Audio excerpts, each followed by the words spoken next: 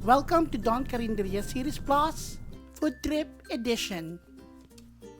Whenever I don't feel like cooking or nagkikrave ako, I go out.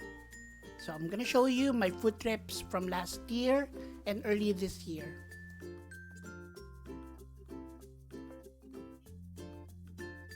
First in the list is Greenbelt. I was craving for Luk Yuen, and this is the way.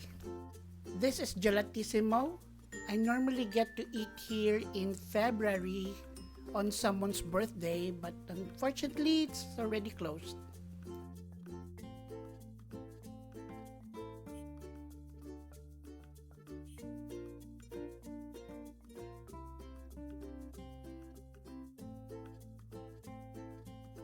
Cibo is a nice place for Italian cravings. So you have there your pizza, your pasta, and my favorite, tiramisu. Anim na tiramisu.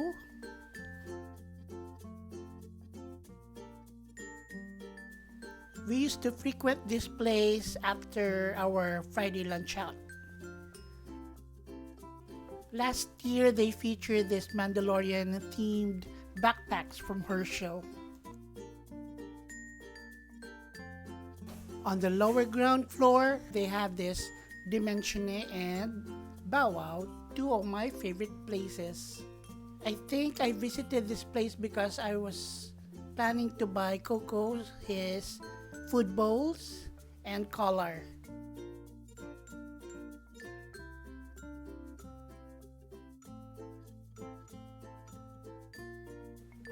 An advantage of owning a pair of Owndays glasses is you get free cleaning at any of their shops. So they have this at Landmark, and I'm going to have my glasses cleaned before lunch. Selfie muna bago kumain. Do you like my face mask? It is from Mask Manila. I'm telling you, they have wonderful designs, and I'm sharing the link in the description below. Quick shout out to my friend Augie. So now I'm at Luk Yuen, and while waiting for my order to arrive, I'll share with you my secret sauce that Kuya introduced me to.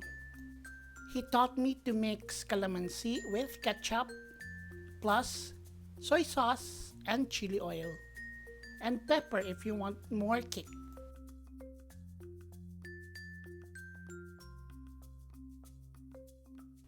Mix everything together. This goes well with your congee or dumplings or whatever it is that you order at Luk Yuen.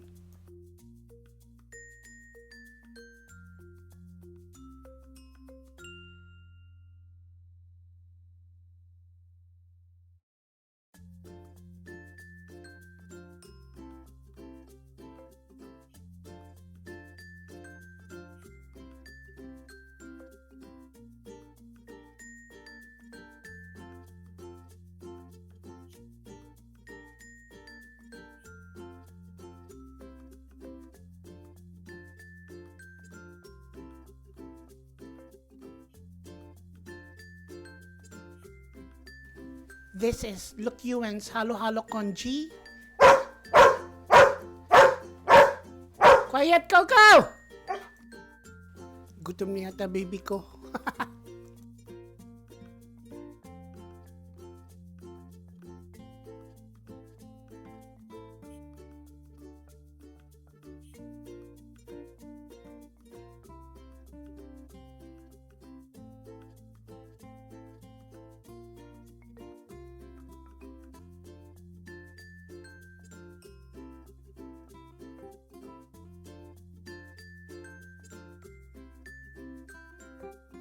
I normally pair my congee with the fried meat dumplings or hakaw.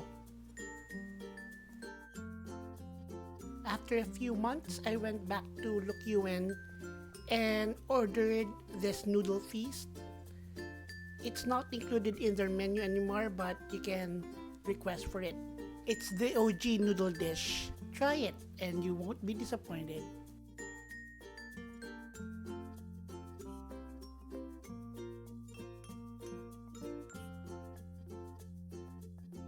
Uy, umuulan. Rain, feel it on my fingertips. Hear it on my window pane. Your love's coming down like.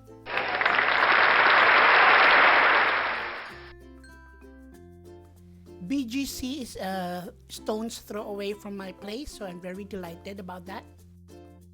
I was craving for ramen, and if you're craving for ramen at BGC, there's only one place to go. That's Mendokoro.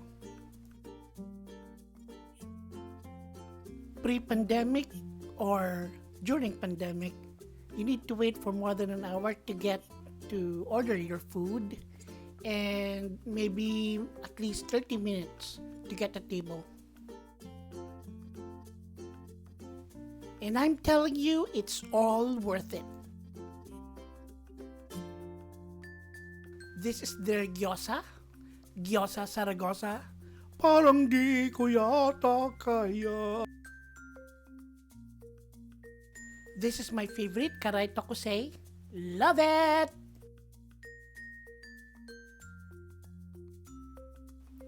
Karai Tokusei is not your usual ramen.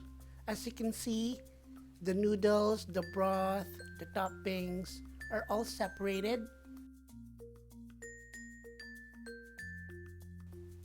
So what I do, not sure if this is the proper way to eat it, is I dip the noodles in the broth, in the meaty broth, and then slurp it. Slurp the noodles and a sip of the meaty broth or the meaty soup. And that's it. It's very filling, let me tell you. Itadakimasu!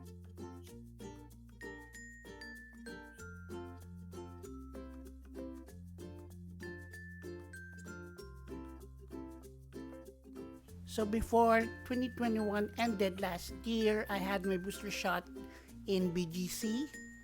After that, ginutom ako. I went for some Chinese.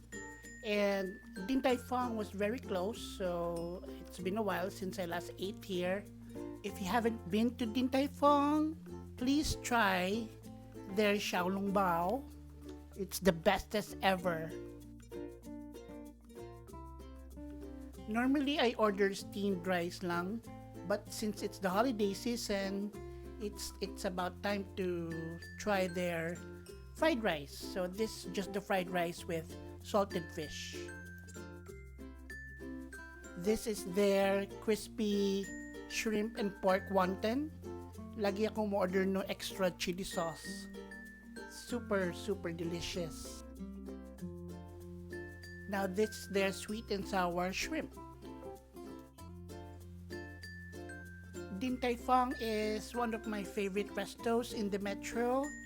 So bias ako, lahat masarap.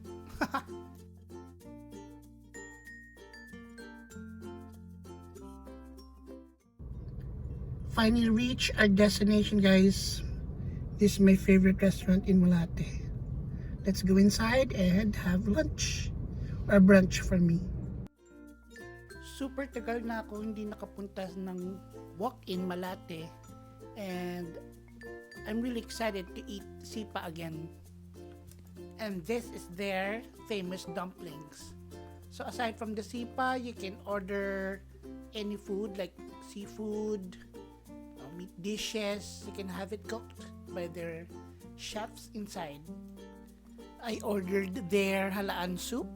Another famous dish from Wok Inn is their stuffed squid, but unfortunately it's not available. So I got me some mixed veggies, and of course their famous sipa.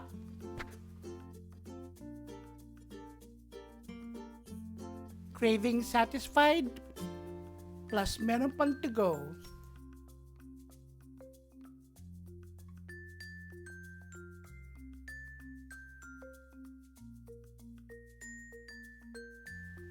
This is the bestseller at Team Ho Wan. This is their baked barbecue pork buns.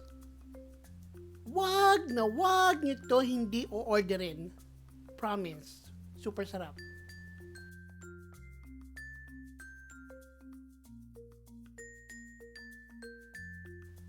If you're a fan of rice, try their spare ribs rice. Also, they had the pork and shrimp dumplings. And my favorite, the wasabi salad prawn dumplings. Team Ho Wan is a Michelin star restaurant, so expect good food. Excellent food.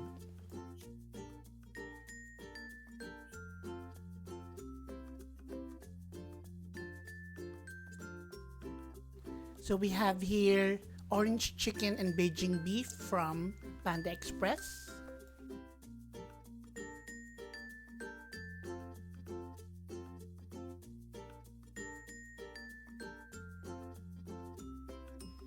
Baby squid and gising-gising at Mesa.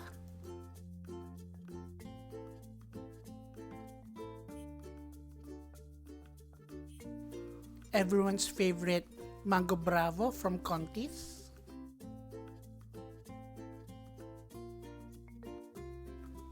Shakey's, the bestest ever.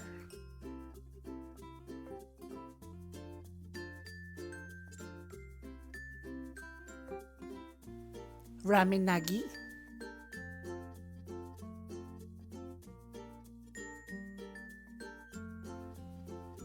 The ever sinful Sisig Sarada.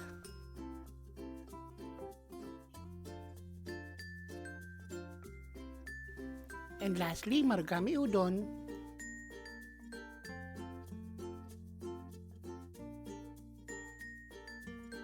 Thank you guys for watching and we'll see you next week.